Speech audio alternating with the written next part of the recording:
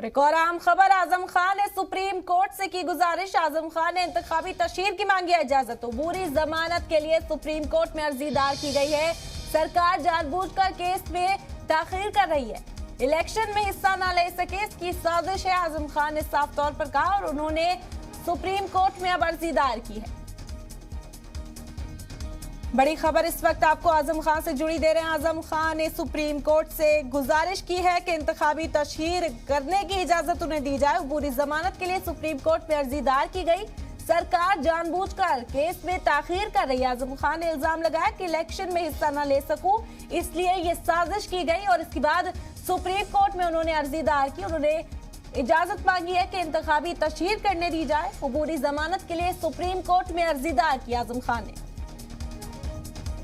आपको बता दें, रामपुर शहर से इंतखाबी मैदान में आजम खान और इस बीच आम खबर आई कि उन्होंने अर्जी जमानत के लिए सुप्रीम कोर्ट में एक अर्जी डाली है। अबूरी जमानत के लिए आजम खान ने इंतखाबी तशहीर के लिए ये इजाजत मांगी।